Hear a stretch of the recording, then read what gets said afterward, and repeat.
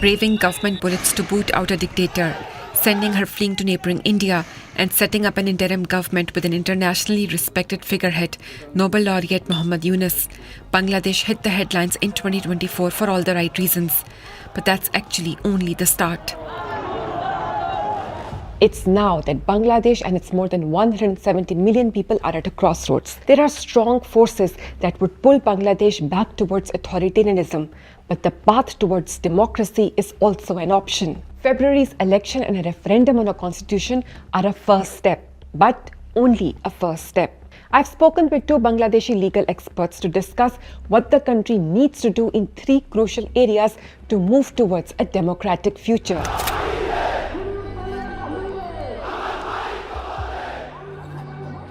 These people are mourning Usman Hadi, a key figure of the anti-Hasina uprising. He wasn't killed during the uprising in 2024. He was shot dead in December 2025. He had been campaigning as an independent candidate to be part of the new post-Hasina parliament. Protests erupted over his killing and the failure of authorities to arrest suspects. Post-uprising criminals and mobs have attacked alleged blasphemers and political targets. ASK, a Bangladeshi legal aid and human rights organization, says mobs killed around 200 people in 2025 and nearly 100 people were killed in political violence, this seemingly without fear of the police. Sara Hussain is a human rights lawyer and a senior advocate at the Supreme Court of Bangladesh. She says the police have lost credibility because they were so heavily involved in the violence against the 2024 uprising. So in the absence of having the kind of authority that was necessary to enforce law and order, and with different groups kind of taking the law into their own hands, there has been a real crisis in terms of law and order and public safety. Bangladesh's police, paramilitary forces and other security forces have long faced allegations of extrajudicial killings, disappearances and torture. And the situation has not improved much there since Hasina's ouster.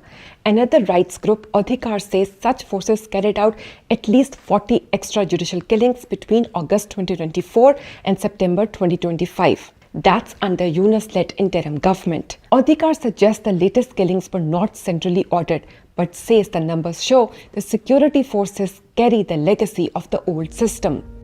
Takbir Khuda is a human rights lawyer and Oxford University's Clarendon scholar. He says such violence is almost to be expected. Authoritarianism didn't start with Sheikh Hasina, and it didn't end with Sheikh Hasina either. Sheikh Hasina inherited an authoritarian framework that she then used to her advantage, which the new government can just as well use to their advantage. So the oppressive structure of the police and the security apparatus of the state is deeply intertwined. People are expressing their anger and dissent more openly. Protests by textile workers, teachers, students and other groups are becoming increasingly common. So people are getting more and more accustomed to criticizing decisions of the government, members of the government online without fear. This is, probably one of the biggest wins of the revolution, because this was quite unthinkable in the Sheikh Hasina era. You posted one wrong Facebook status, it could be like a riddle between, Sheikh Hasina and Modi, and you were thrown into prison. So if the new government then starts behaving in that manner again, obviously, that's like, a return to the old. But if Bangladeshis, realize that this is a power that they have regained and they should not surrender it so easily, then of course there will be genuine change. Bangladeshis also seem to have had enough of political violence. Some of the anger here at Usman Hadi's funeral was because many believed he was targeted because of his politics and his growing popularity. Hadi was a vocal critic of Hasina's Awami League and what he saw as Indian influence in Bangladesh.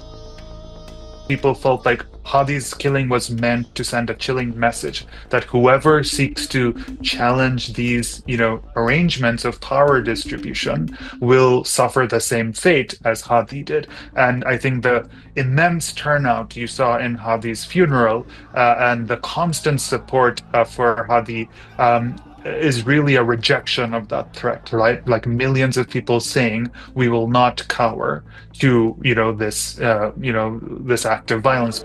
Sara Hussain says the people's rejection of violence, political and sectarian, has to be reflected by the new government.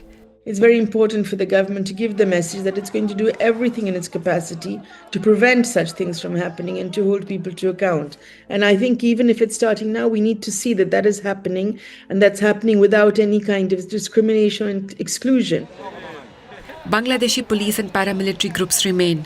Rights groups say the road to democracy needs reforms to turn the police back into protectors rather than instruments of oppression.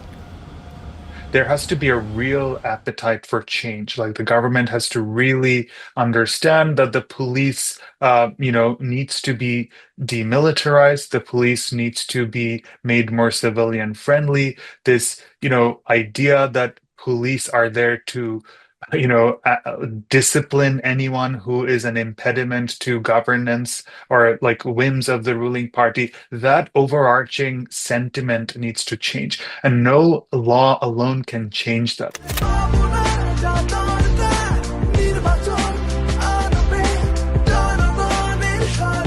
This government veto encourages people to vote in the February election. It promises a transparent and fair democratic system, but few expect the election to be the end of the journey towards democracy. It's not going to solve every problem, but it will create a new context within which we can try to move forward and strengthen the law and order situation, strengthen security and safety for people, and as I said, move forward. Only a handful of Bangladesh's 12 elections since its founding have been considered to be free and fair. Ahead of February's vote, observers saw some encouraging moves by civil society to expose problems.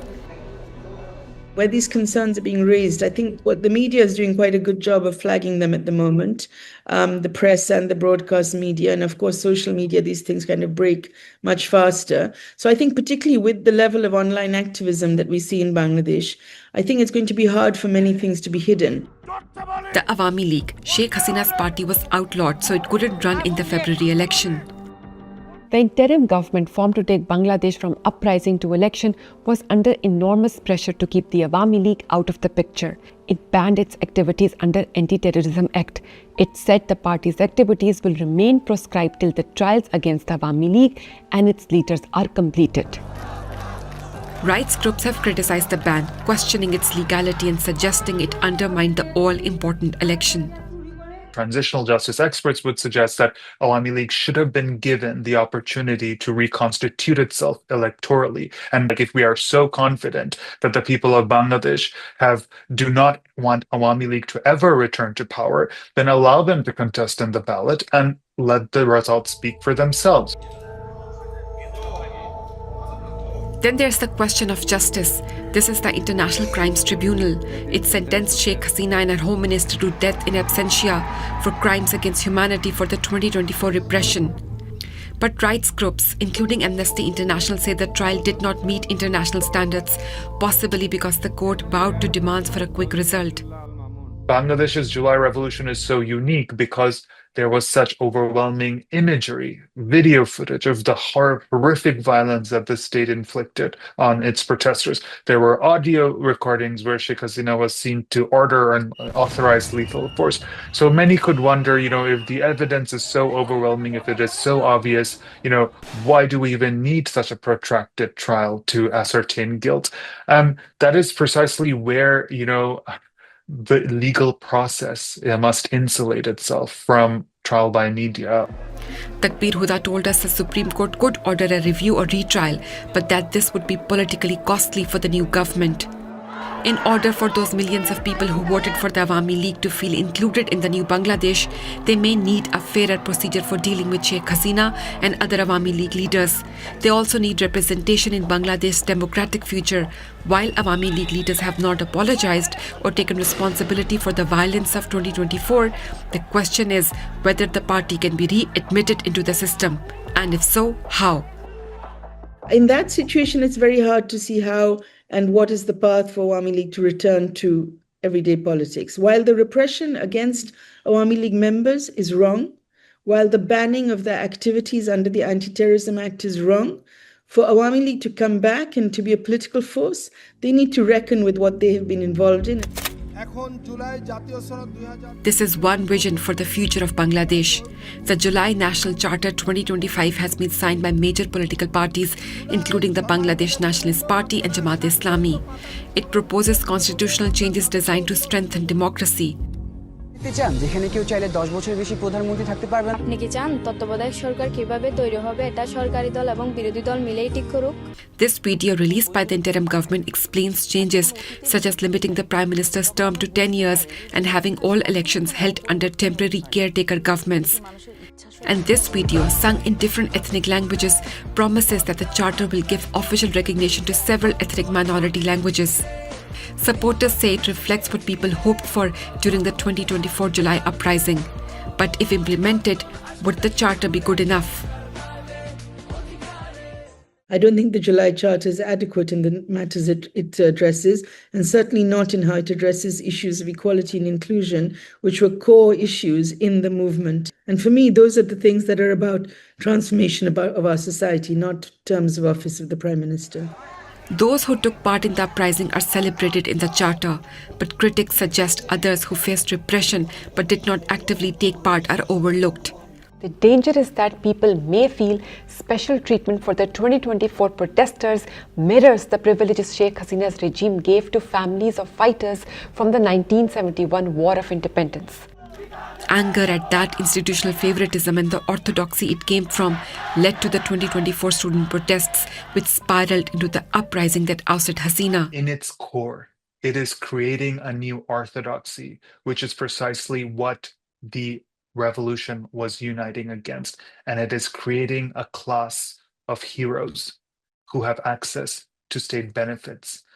And that is also something that the revolution had united against. The July Charter offers one version of what reforms the Bangladesh Parliament could introduce.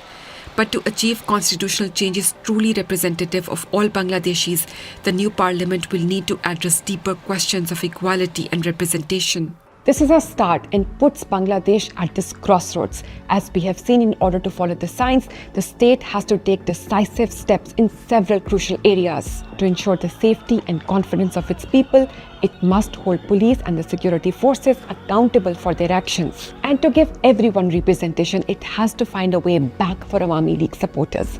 And to avoid an exclusionary orthodoxy, it must rework the charter and a new constitution. That's not all. There's a lot to do. But there's a chance here for Bangladesh to take that road towards a democratic future.